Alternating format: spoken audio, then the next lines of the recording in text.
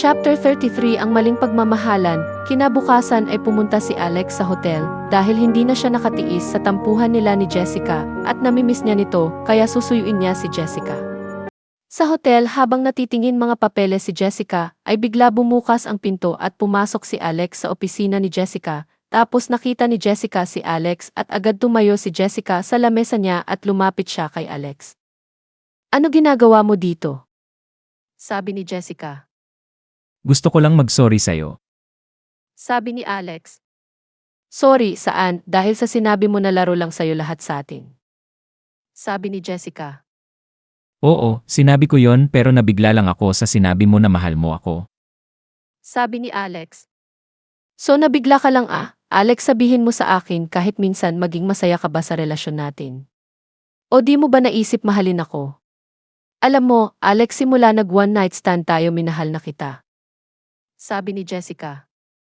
I'm sorry Jessica, pero aminin ko may naramdaman rin ako sa'yo sa tingin ko mahal na kita pero... Sabi ni Alex. "Pero mas mahal mo siya." Sabi ni Jessica. Oo, mas mahal ko siya pero mahal kita at ayoko mawala ka. Sabi ni Alex. "Kung mahal mo ako, dapat wala ka mas mahal ng iba at iniwan mo na ang girlfriend mo para sa akin. Kung di mo kaya iwanan siya, mas mabuti na lang lalayo na lang." Naputol sa pagsasalita ni Jessica dahil hinalikan ni Alex si Jessica at dahil sa mahal ni Jessica si Alex ay bumigay si Jessica umatras si Jessica papunta sa lamesa niya. Habang hinahalikan niya si Alex tapos umupo si Jessica sa lamesa niya at habang si Alex ay hinubad niya ang damit ni Jessica at hinalikan niya ang leg nito hanggang sa may nangyari sa kanila sa opisina ni Jessica. Tapos isang oras habang nakahiga sila Alex at Jessica sa sofa ay hinalikan ni Jessica si Alex. "I love you, Alex." Sabi ni Jessica. I love you too Jessica. Sabi ni Alex. Bigla nag-ring ang cellphone ni Alex. Agad kinuha ni Alex yung cellphone mula sa lamesa tapos nakita ni Alex kung sino tumatawag. Tatayo sana si Alex kaso pigilan siya ni Jessica. "Bakit mo kailangan tumayo? Di ba pwede dito na lang sagutin yan tawag?" Sabi ni Jessica.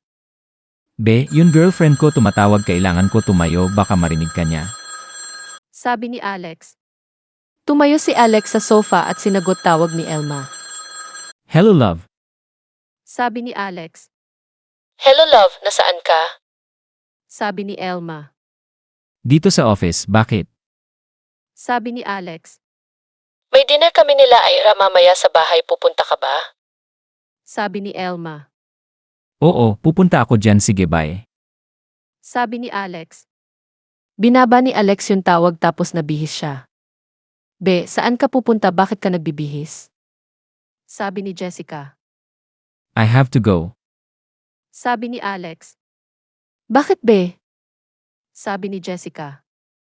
May dinner kami ng girlfriend ko. Sabi ni Alex. Hinalikan ni Alex si Jessica at umalis, iniwan si Jessica na tulala.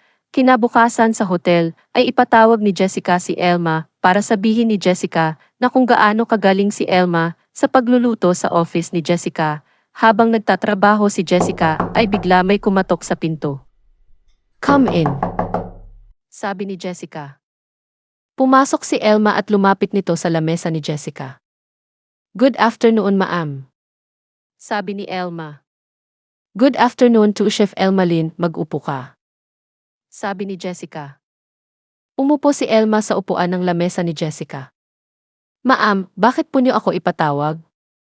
Sabi ni Elma. "Kaya kita ipatawag dahil gusto ko sabihin sa'yo na good job dahil masarap ang luto mo. Di ko akalain na magaling ka magluto at saka ngayon ko nalaman may chef na babae sa nakakaalam ko ay mga lalaki lang chef pero pinabilib mo ako." Sabi ni Jessica. "Thank you po, Ma'am Jessica." Sabi ni Elma. "Di lang ako pinabilib mo, pati mga guest dito sa hotel nagsarapan sila sa luto mo." Sabi ni Jessica. "Talaga po?" Sabi ni Elma. "Oo, anyway kapag may time ako ay turuan mo ako magluto dahil gusto ko matuto magluto." Sabi ni Jessica. "Sure po, ma'am." Sabi ni Elma. Sa kabila banda sa site habang nagtatrabaho sila Alex at Boom ay nagkukwentuhan sila. Ano, sinabi mo kay Jessica na mahal mo siya? Sabi ni Boom. Oo pare. Sabi ni Alex. Mabuti na uto mo si Jessica. Sabi ni Boom. Hindi pa uto sinabi ko. Sabi ni Alex. Ano ibig mo sabihin pare? Sabi ni Boom. Pare, sa tingin ko mahal ko na si Jessica. Sabi ni Alex. Ano, mahal mo talaga si Jessica? Eh si Elma mahal mo pa ba? Sabi ni Boom. Mahal ko pa rin naman si Elma. Kaso nagmahal na ako kay Jessica. Sabi ni Alex. Ano ba yan, puso mo malaki ba? Kaya dalawa babae ka siya dyan. Sabi ni Boom. Puro kalokohan pare, basta alam ko lang pareho ko sila mahal. Sabi ni Alex. Ito lang pare, sa tingin ko lang kalibugan yan naramdaman mo kay Jessica, hindi pagmamahal. Kung mahal mo si Jessica, ay dapat hindi mo na mahal si Elma, pare naman. Mag-isip ka nga.